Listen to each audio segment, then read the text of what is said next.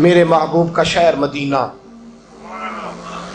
ایک آدمی ایک صحابی جہاد کو نکلے, اپنی بیوی سے کہنے لگے میں جا رہا ہوں, میری اجازت کے بغیر گھر سے نہ نکلنا.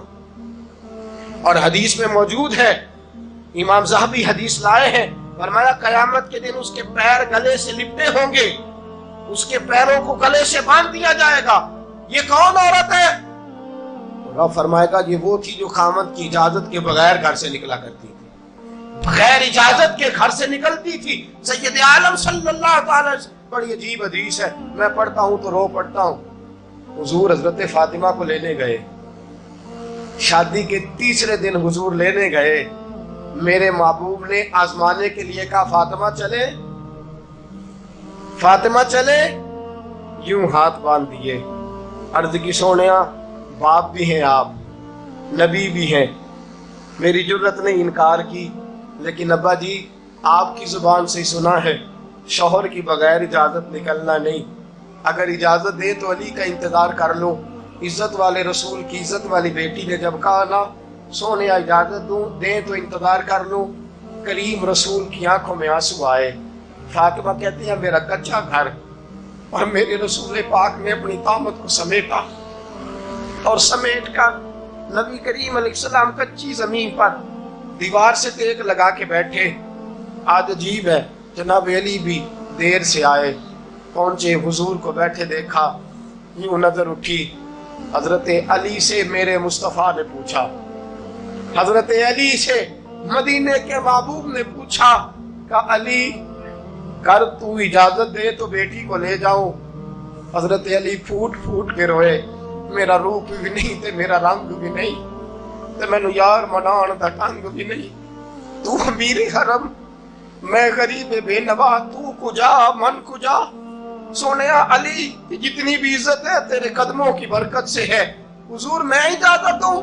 فرمایا فاطمہ کو میں نے سکھایا ہے, اور فاطمہ کہتی ہے جب تک علی نہیں آئیں گے میں جاؤں گی نہیں.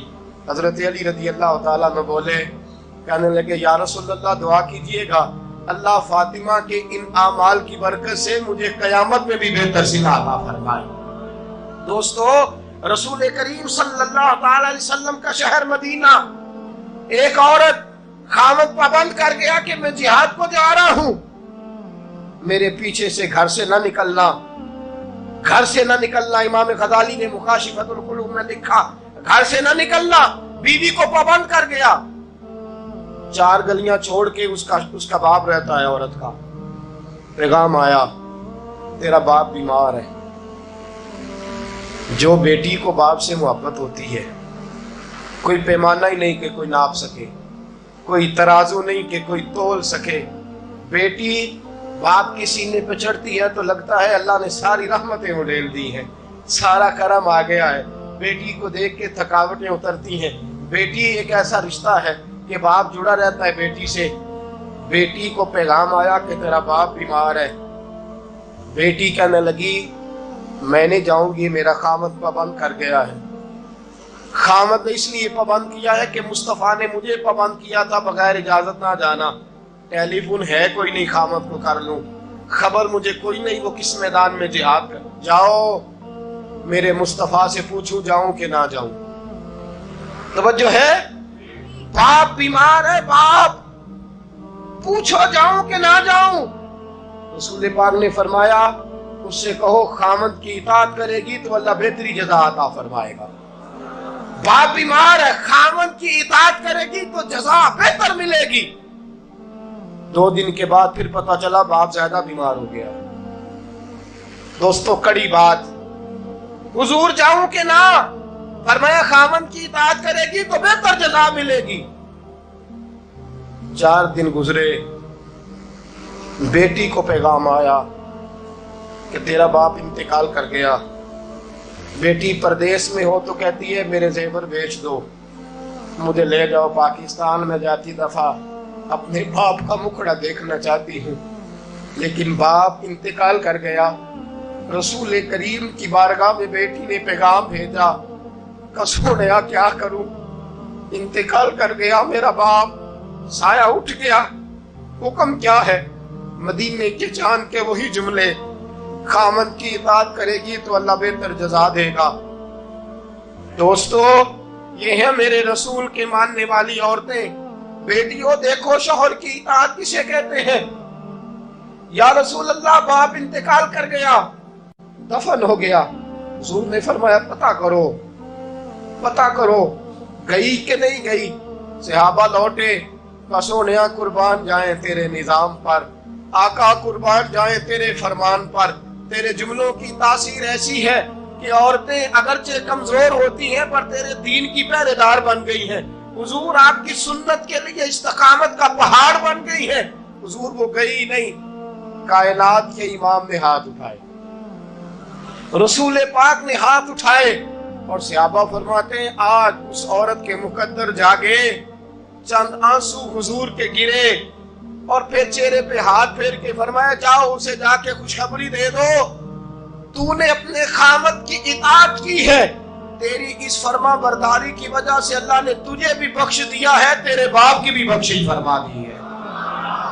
تو نے خامد کی اطاعت کی، تو بھی بخشی گئی۔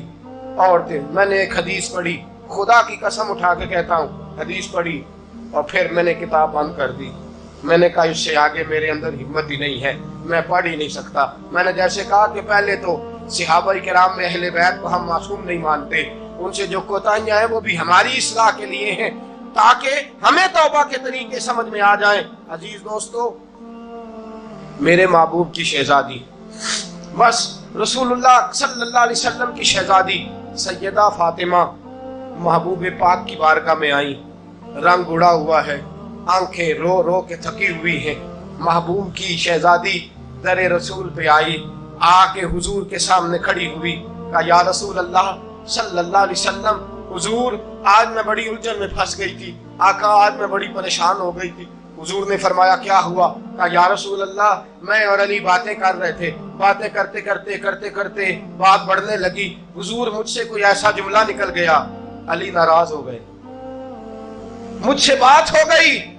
دوستو، درۃ الناصحین میں صاحب درۃ الناصحین لکھتے ہیں، کہا علی ناراض ہو گئے۔ سیدہ فاطمہ فرماتی ہیں میں نے 70 چکر لگائے علی کے کمرے کے۔ کتنے؟ بیٹیوں، خامن کی اطاعت میں تمہاری جنت ہے، اور ماں باپ بھی ذرا خیال کریں، مائیں بھی ذرا خیال کریں۔ میرے رسول پاک نے فرمایا جو کسی عورت کو اس کے خامن کے خلاف بھڑکاتا ہے، جو کسی عورت کو اس کے خامن کے خلاف بھڑکاتا ہے، اللہ اسے جنت کی خوشبو بھی عطا نہیں کرے گا۔ چاہے اماں ہی مشورے دے رہی ہو، چاہے کوئی مشورہ دے رہا ہو، خامن کے خلاف جو بھڑکاتا ہے۔ سید عالم صلی اللہ علیہ وسلم کی صاحبزادی کہتی ہے میں نے 70 چکر لگائے، سونیا میں نے علی کو راضی کیا، حضور علی راضی ہوئے ہیں تو خبر دینے آئی ہوں۔ بس اس سے زیادہ بڑی بات اور نہیں مل سکتی۔ دل کے کان کھولنا، ذرا جاگنا، ذرا اٹھنا، ذرا ٹیک چھوڑنا، ذرا غور کرنا، یہ کیا جملے بول دیے میرے رسول نے۔ حضور نے فرمایا فاطمہ، یہ وہ فاطمہ ہے کہ جو جنتی عورتوں کی سردار ہے، یہ وہ فاطمہ ہے جن کا دوپٹہ اگر کبھی واضح ہو جائے تو سورج منہ چھپا کے نکل جائے، یہ وہ فاطمہ ہے کہ صبح قیامت آواز آئے گی نبیوں ولیوں غوثوں کتبوں ابدالو گردنیں جھکا لو، نظریں بند کر لو، محمد کی بیٹی فاطمہ کی سواری گزرنے والی ہے۔ الفاطمہ تو بدعت منی، الفاطمہ تو سیدۃ النساء اہل الجنہ۔ حضور نے فرمایا فاطمہ تو نے اچھا کیا، علی کو راضی کر لیا، اگر علی تجھ سے ناراض رہتے اور تیرا انتقال ہو جاتا، حضور فرماتے ہیں فاطمہ میں تیرا جنازہ نہ پڑھتا۔ فرمایا میں اس سے بڑی بات کہاں سے لاؤ گے، اس سے بڑا فکرہ کہاں سے لاؤ گے؟ فرمایا فاطمہ میں تیرا جنازہ نہ پڑھتا اس لیے کہ تو مولا کائنات کی بیوی ہے، اگر تجھ سے علی ناراض رہتے۔ اور پھر میرے حبیب نے فرمایا جس کا خامند اس سے راضی ہوتا ہے اس کا اللہ بھی اس سے راضی ہوتا ہے۔ پھر اپنی بیٹی کو فرمایا بیٹی یاد رکھ، کوئی عورت اتنی نمازیں پڑھے جتنی حضرت عیسیٰ کی والدہ مریم نے پڑھی تھی، اتنا قرآن پڑھے جتنا جناب مریم نے پڑھا تھا، اتنا قرآن پڑھے جتنا حضرت مریم نے پڑھا تھا، لیکن پھر بھی اپنے شوہر کی نافرمانی کرے۔ فرمایا اللہ اس کی عبادتیں قبول نہیں کرے گا، اللہ اس کی ریاضتیں قبول نہیں کرے گا، تلاوتیں قبول نہیں کرے گا۔ قبول تب کرے گا جب شوہر کی فرما برداری کرے گا، قبول تب کرے گا جب شوہر کو راضی